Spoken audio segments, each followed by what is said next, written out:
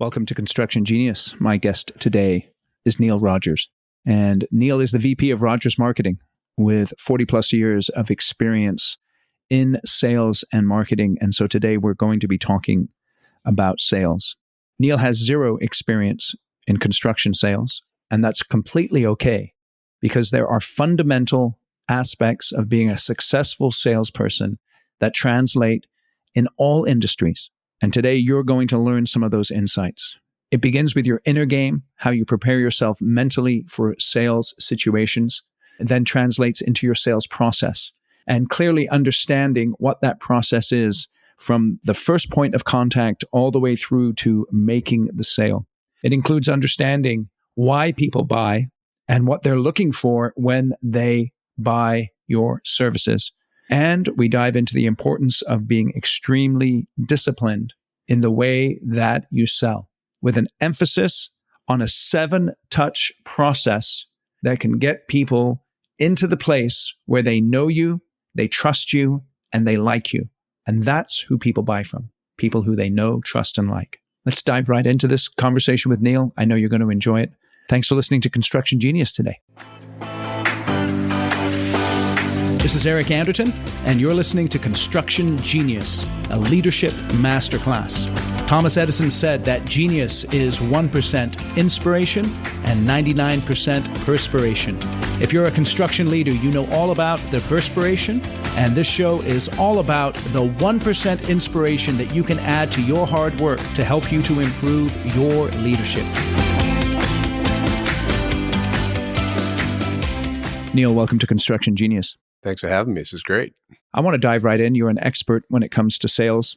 And if you can't sell something, you can't build a project. What sets apart a high-performing salesperson from someone who's just merely ordinary? The good Lord gave you 2 ears and 1 mouth. You should use them in that proportion. You do a lot more listening than you do talking. And as interpersonal people, we struggle with that. It has to become a discipline. Sit back and listen. That's vital here. I know I struggle with listening. What are some key frameworks or ways of thinking that I can bring into a conversation that will help me to be a better listener? Let's set up the framework.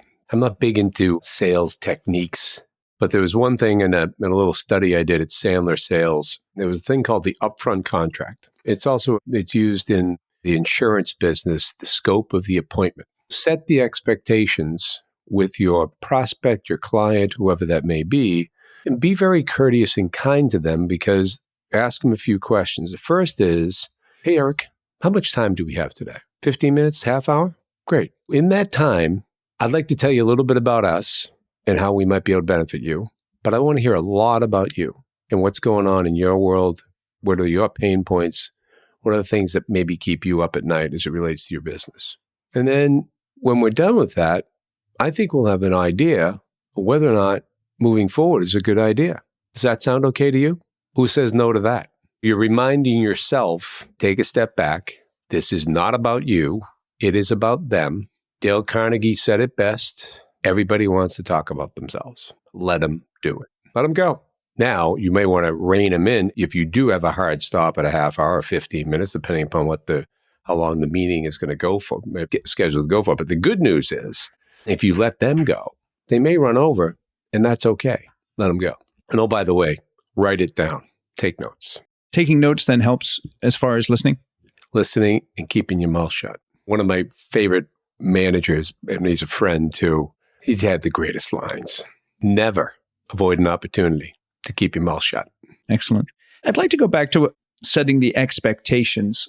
One of the struggles that a lot of people have in sales is they spend a lot of time playing other people's games instead of clearly defining the sales game that they want to play and then inviting people into that process.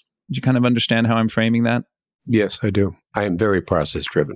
What is the importance of having a clear sales process? And then the follow-up question, how can I begin to define what my sales process should be? Well, the importance of the process is almost like framing of the appointment. You have to have some script or process, or in today's parlance, an algorithm. But you go along systematically, taking through, not robotically, That's where practice comes in. That's where getting your chops in dealing with people, talking to people, working with your wife, your brother, your cousin, whatever that may be, and getting your rap down.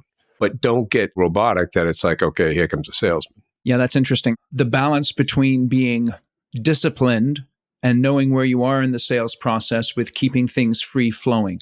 Right. How do I go about defining my process? In our world, we use this positive activity process that I spoke of off air. And that is, we set up our day in a positive manner. To rewind for a moment, the best way is to tell your audience what we do. And then what I always say, this is not an absolute, but here's my thoughts. Here's what works for us for the last 37 years and all the accolades, the awards and the commissions and all that. Maybe it'll work for you. In positive activity, we make sure what we say is it's the practice. And we say practice because yoga people, nothing's a perfect. Nobody bats 1,000. It's the practice of getting your mindset right and clearing your day. What are your steps to clearing your mind and getting yourself in the right place? We'll talk about that. But once you're there, you're now in a place of open-minded, divergent thinking, solution providing, creativity. You don't see issues anymore. You only see solutions because your mind is right. You're not in a lather over whatever happened yesterday and you woke up and you opened up your email and there it is again today. And I say this, everybody, is because I'm a victim of this and I've done it to myself. So over time, I've moved away from that, doing that. The day may start, and here's a little tip to your audience, another great book to try. I am selling bar tips, but it's called The Happiness Advantage, which is written by a man by the name of Sean Achor. And Sean studied happiness at Harvard for 12 years and discovered, and this is through his research and Martin Seligman, all these other people that have studied happiness, you control 90% of your own happiness.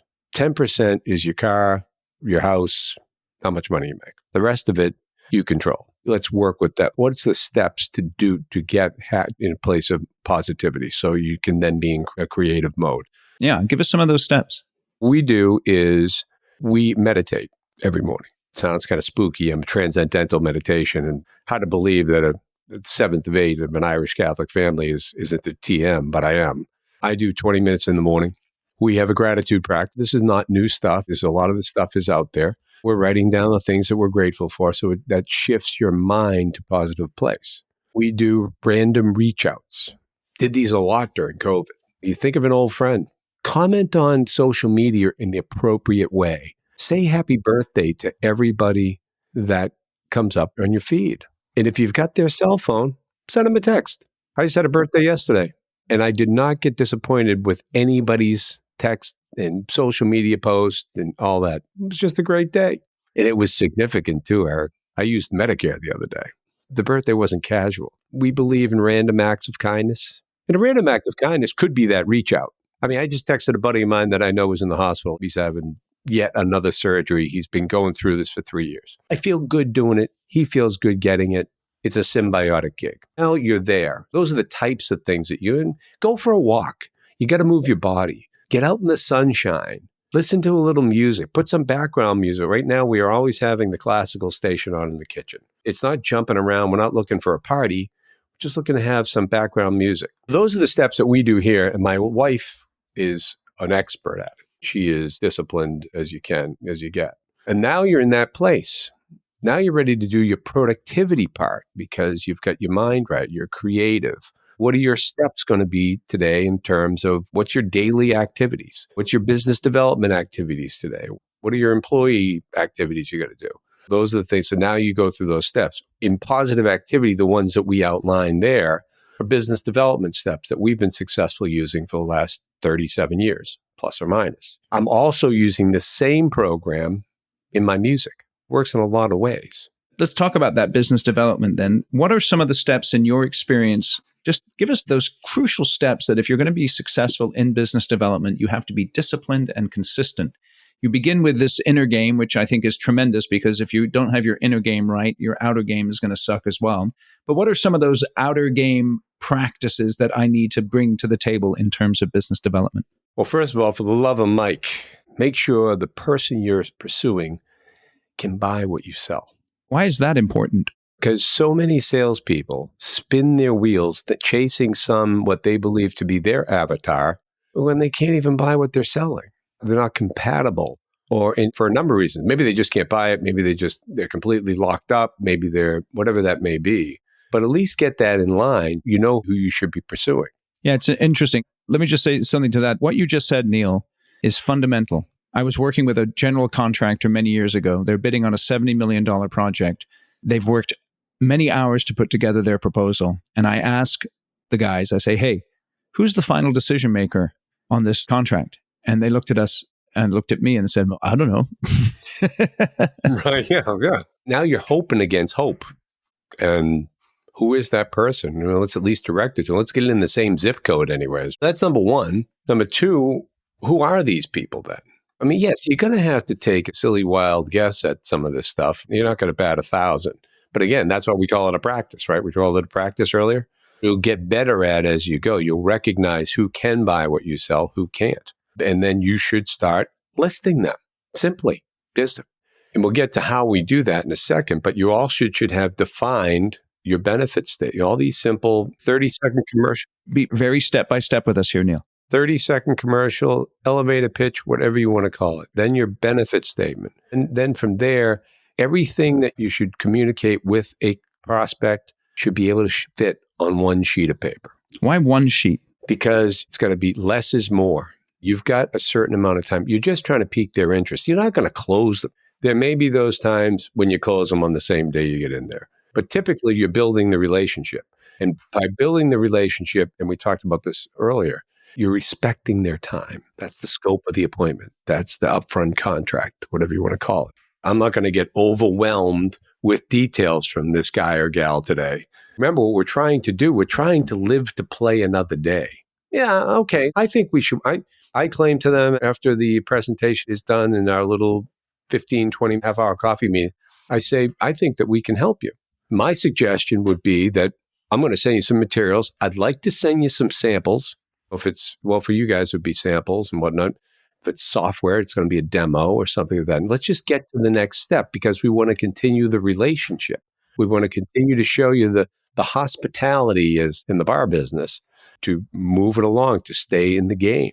Now that you know who the people are, the people that can buy what you sell, you started to list them. Where are you going to get more? Where does the list come from? Well, 3 groups: people you know, people you meet, and the people you buy.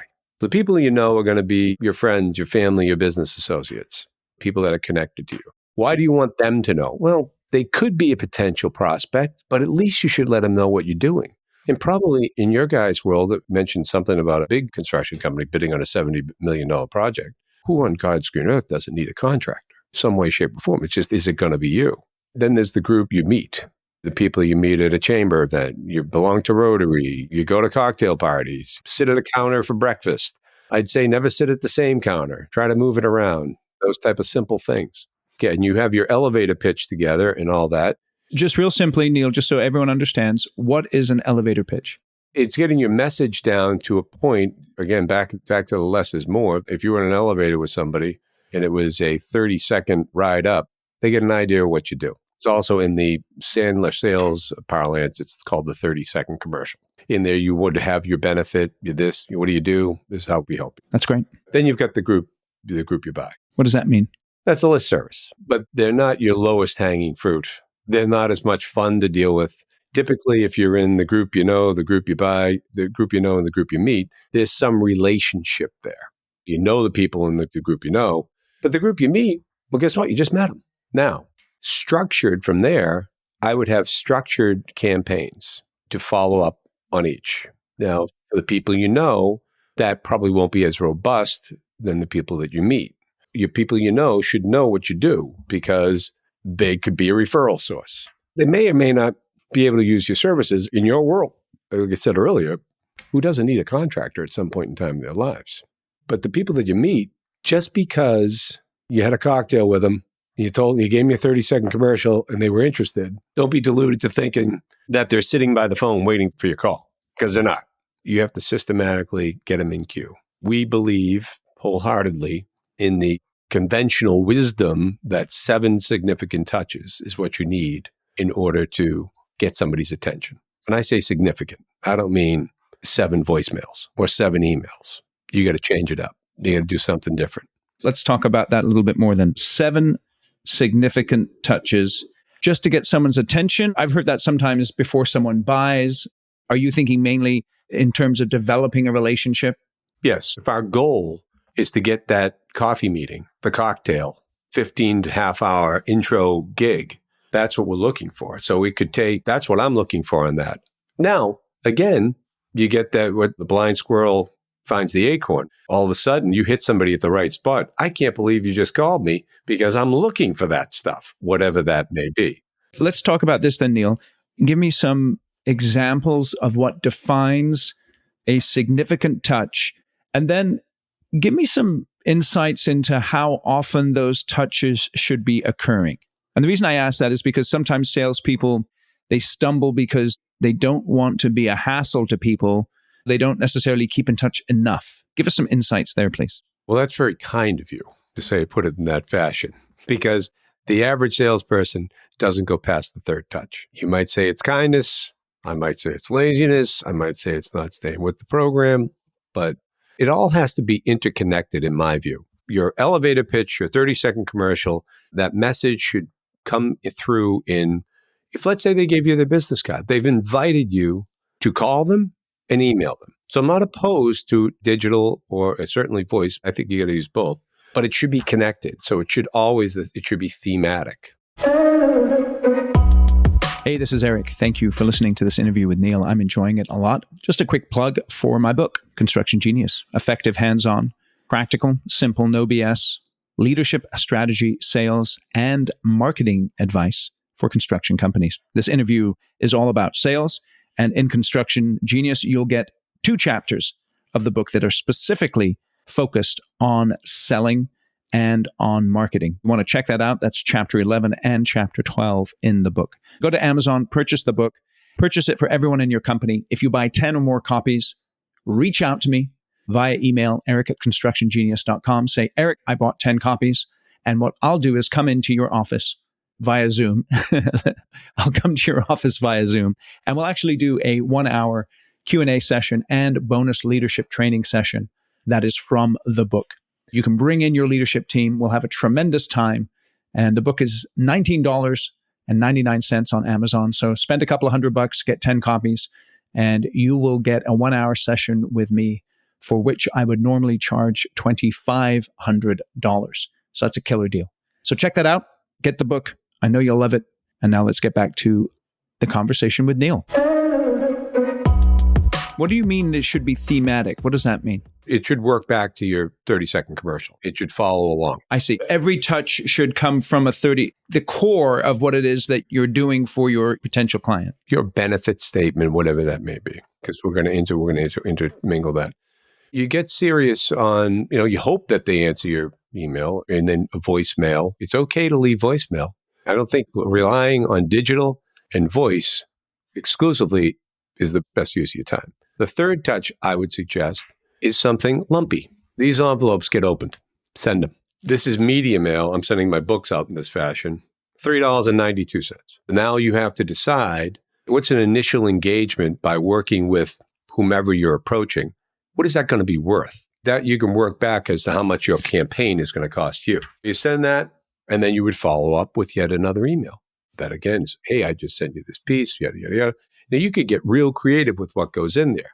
I suggest, because yes, I'm in the swag business, that you should have some sort of promotional item in there, because guess what? The research shows that everybody loves the swag, number one. That's anecdotal evidence. By swag, you mean what? Anything with a corporate logo on it. Put your logo on something. Go to 4imprint.com and buy all the pens. Or if they're bigger companies, they can come and see us. But if they're going to go get 500 pens, they're better served going somewhere else. Now it gets opened. And just so you know, as another thing where we forget about things because we get 24/7 media and everybody's chasing AI and the new iPhone and this, that, and the other thing. Okay, everybody listen to this. Direct mail, it's up in 2023. And by direct mail, you mean physical mail? Physical mail. Old school snail mail. And it all comes with tracking. I know they're much maligned, But I will tell you, their tracking services and whatnot are as good as UPS and So you're talking about the postal service. postal service. Yes, indeed. Now you've got, with that tracking service, always make sure you get an email receipt because the tracking is right on there. You click right from there and you can see has been delivered. Now you might well guess, after all your years in sales, what do you think we should do now? How about a follow-up? Did you receive I do it with my book? Hey, just want to make sure you got my book. I'm really interested in your thoughts and blah, blah, blah. I've just followed up. That's another touch. So now you're at 4.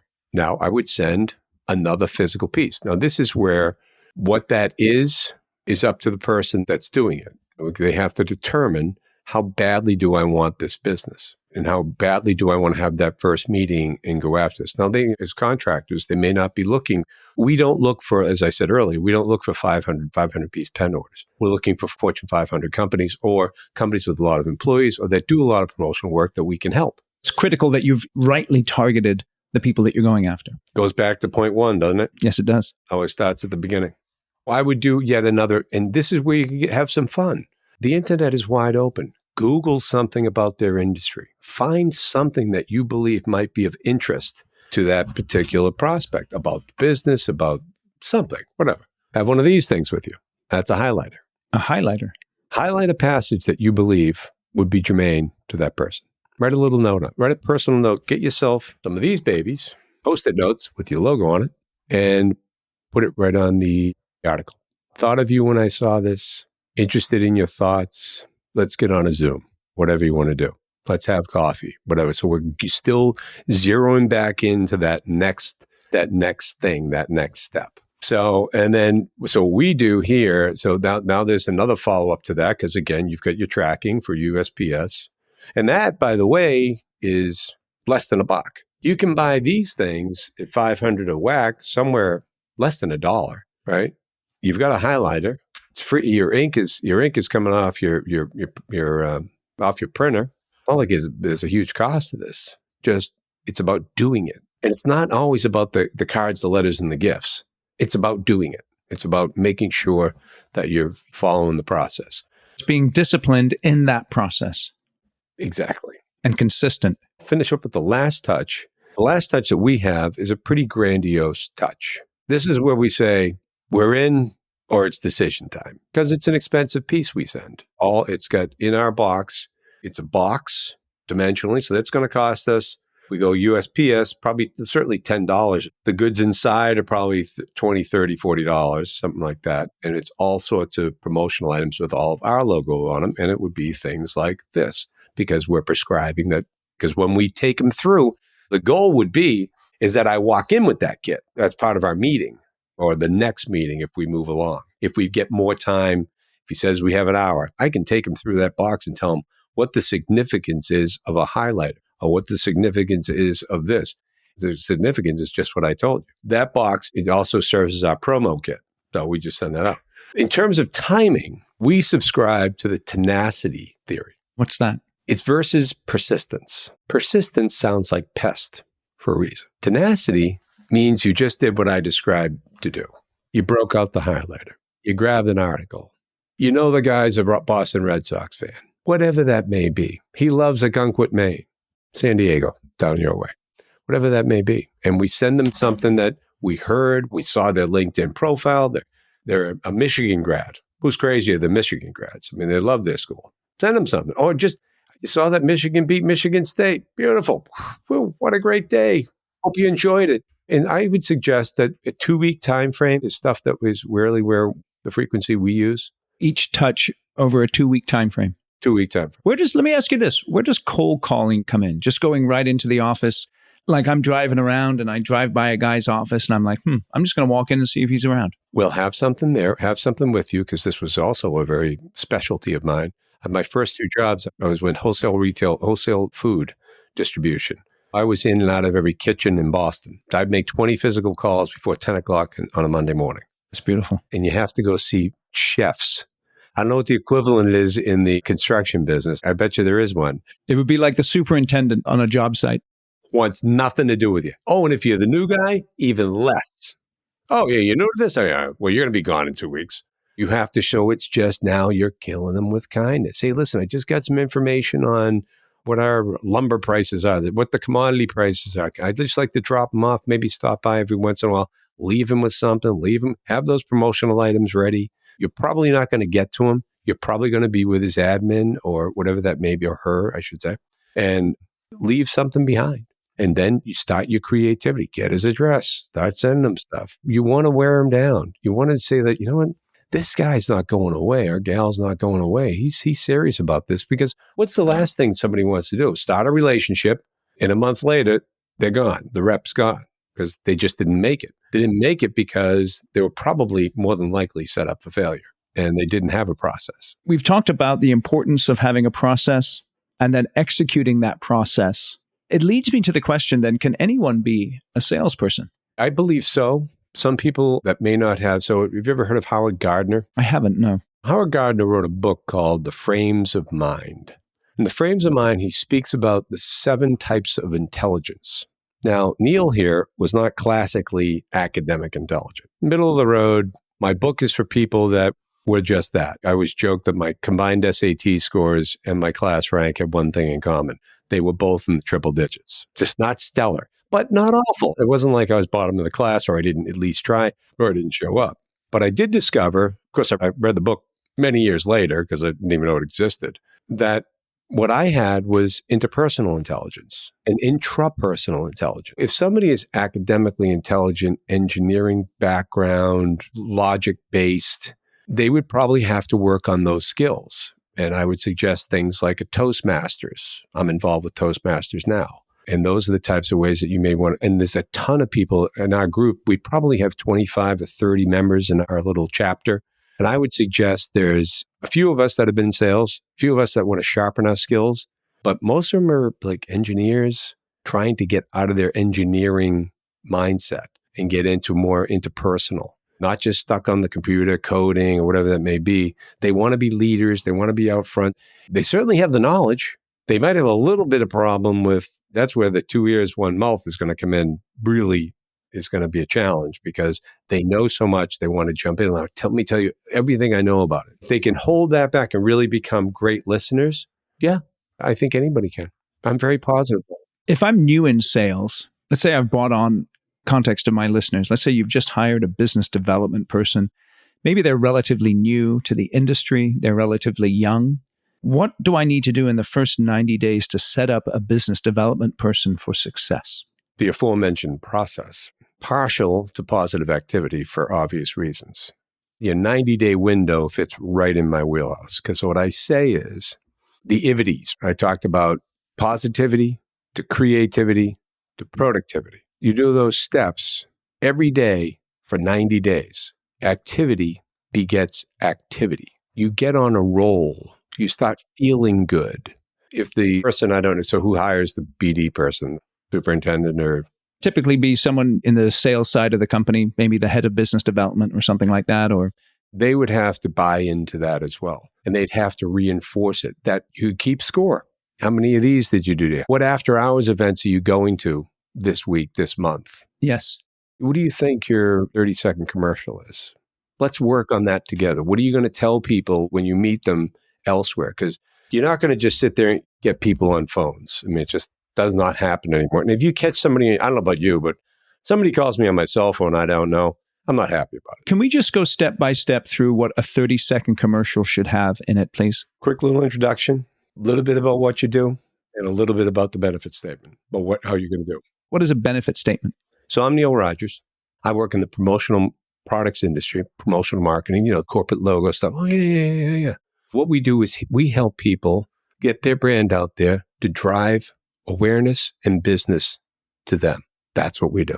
We help you, or we throw in sometimes, depending upon you have to be smooth with it, and you have to massage it to the right person.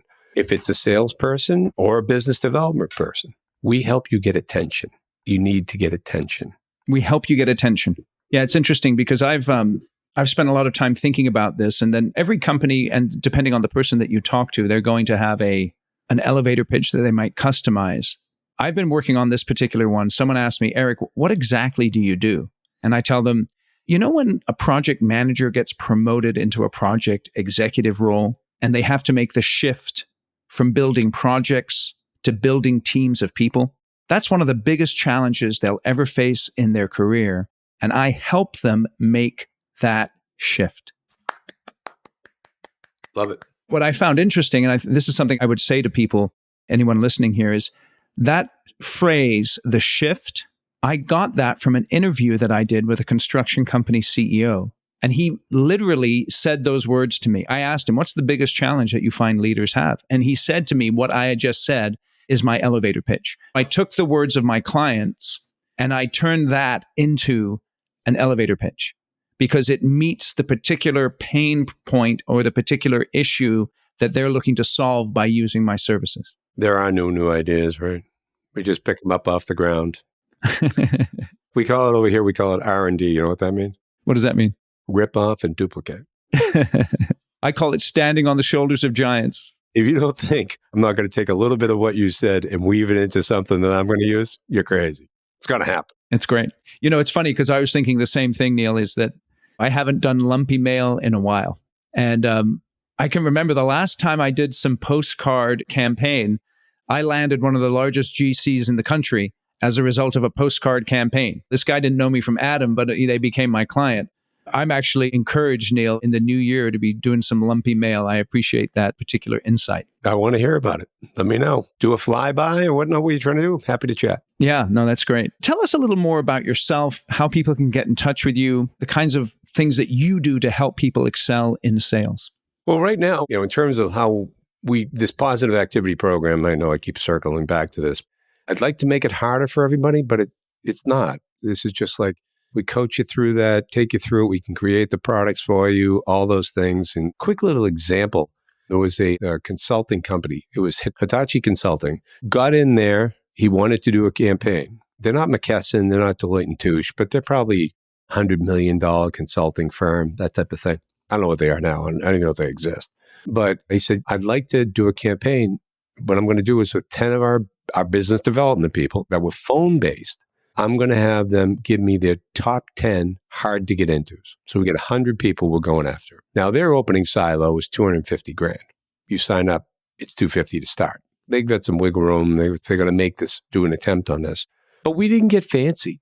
I think I told you earlier, it's not about the cards, the letters, and gifts. It's about doing it. We did 7-touch campaign, thematic, no fancy anything, and they got 10 appointments. I can't remember. I don't know if they closed any. That was the end of it right there. That's all as far as I got. But I believe they got 10 appointments, in-person appointments. That's 10% return on a $10,000 investment. And oh, by the way, 5 of that was mail.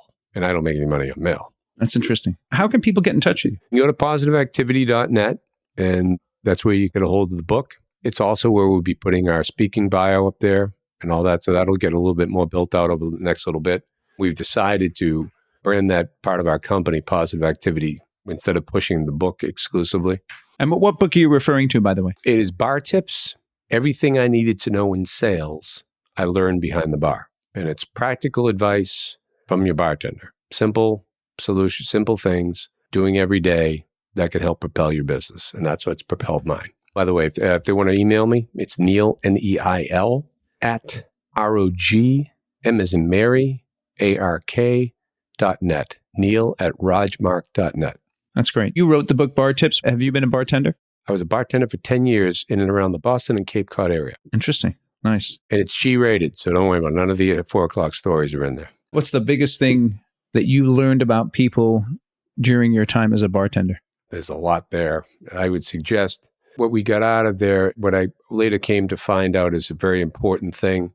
It was kind of innate to me in there. And when I was standing bar is when something goes wrong, take ownership of it. The story that goes with that is my buddy Dennis Mayer was a woman came up to the bar and she says, I like a vodka martini, very dry, straight up.